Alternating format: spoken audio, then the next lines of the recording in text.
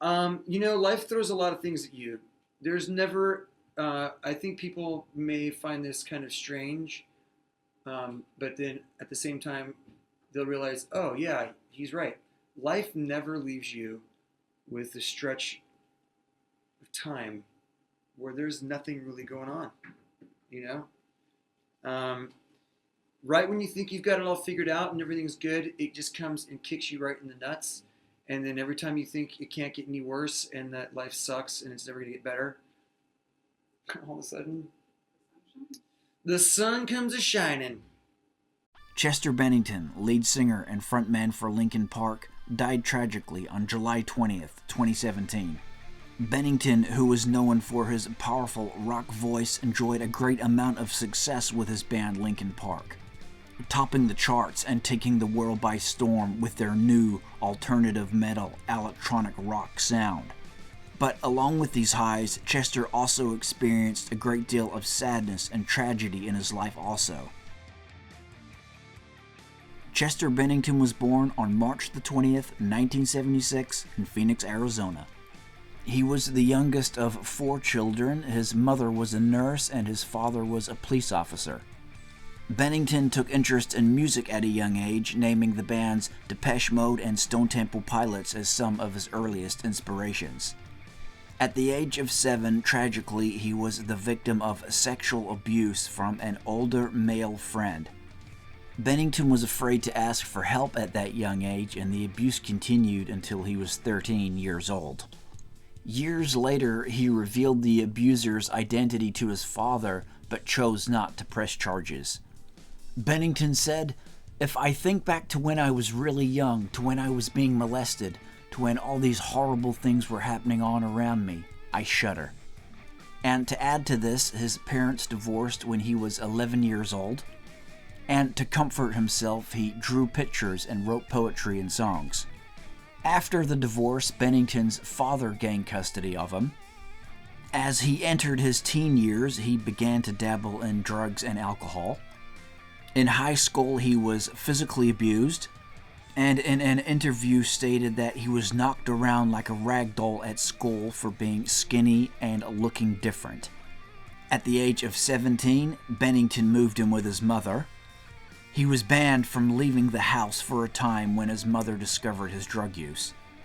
And Chester worked at a Burger King branch before starting his career as a professional musician. After some early ventures in various bands, in 1999, Chester Bennington was offered an audition with Linkin Park, then known as Zero. Bennington quit his day job at a digital services firm and traveled to California. His audition was successful and Linkin Park was born. Is there a song for you that you say, now you know something about me that perhaps I wouldn't have told you? I think Crawling is that song for me. Crawling is a really emotional song. It's got a lot of very deep lyrics, and it's kind of like admitting something that you don't really like to admit, which is, having a problem with yourself. You know what I mean? And sometimes you have to learn how to deal with living inside of your own skin and being the person that you are, day to day. And that's not something to be ashamed of or anything like that. It's just something that isn't always peachy. You know what I mean? You're not always going to be exactly the person that you want to be or the person that you thought you were, Hybrid Theory, the band's debut album released in October of 2000, was a monumental success. The album's lyrics dealt with the problems that Bennington had experienced during his adolescence, including drug abuse and the constant fighting and divorce of his parents. 4 massive singles were released from Hybrid Theory: One Step Closer, In the End, Crawling, and Paper Cut, with the album being certified 12 times platinum in the US, that's 12 million copies sold, with worldwide sales standing at a massive 27 million copies sold, making it the best-selling rock album of the 21st century. Bennington married his first wife, Samantha Ollett, in 1996. They had a son together and were divorced in 2005. In 2006, he married Talinda Bentley, a former Playboy model. and the two had 3 children together. Bennington had struggled with depression and substance abuse throughout his time in Linkin Park. However, he was able to overcome this following an intervention from his bandmates. And so, and I find that it could be whether it's substances or whether it's behavior or whether it's like depressive stuff or whatever it is, like if I'm not like actively like getting out of myself and being with other people, like being a dad, being a husband, being a bandmate, like being a friend, helping someone out, like if I'm out of myself, I'm great. If I'm inside all the time, I'm horrible. I'm a mess. Chester Bennington had become close friends with Soundgarden lead singer Chris Cornell, and he was also the godfather of Cornell's son, Christopher. So when Chris Cornell tragically died in May of 2017, needless to say, this hit Chester Bennington very hard. Bennington had commented on Cornell's death on Instagram, stating that he could not imagine a world without Cornell in it. And at Chris Cornell's funeral in May of 2017 in Los Angeles, Chester Bennington sang the Leonard Cohen song, Hallelujah, in dedication to his friend.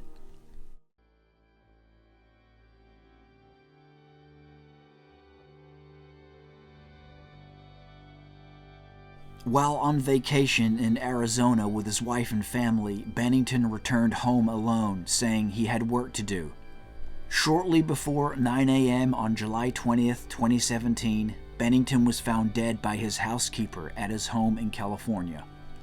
Bennington's death was ruled a suicide by hanging, the same way in which his good friend Chris Cornell had died, only 2 months prior. And to add to this, Bennington's death occurred on what would have been Chris Cornell's 53rd birthday.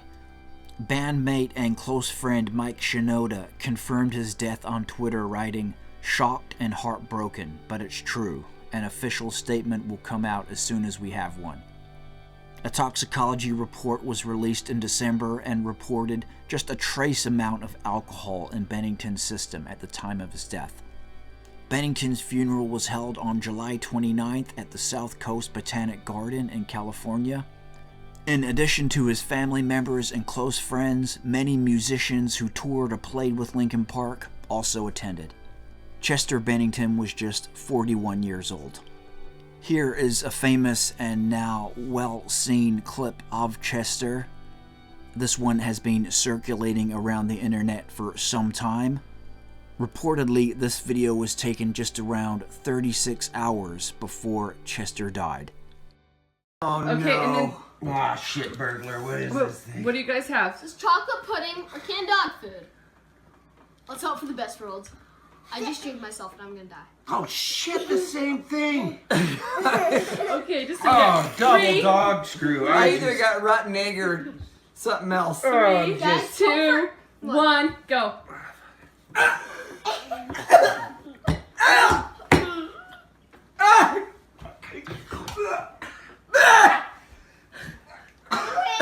I got a good cow. I got a cow in my mouth. Oh my god. So a very sad end for Chester Bennington there. Clearly a very talented musician, amazing singer and frontman for his band Linkin Park. Even had a stint as the lead singer for Stone Temple Pilots. Just a very tragic way for this guy to go out, and as I say, just 41 years of age. Clearly had a lot of battles throughout his life, but was able to turn a lot of that around and found great success in his music with Linkin Park and in his family life too, and certainly entertained millions of fans from all around the world with his music and that very distinctive, powerful rock voice that he had.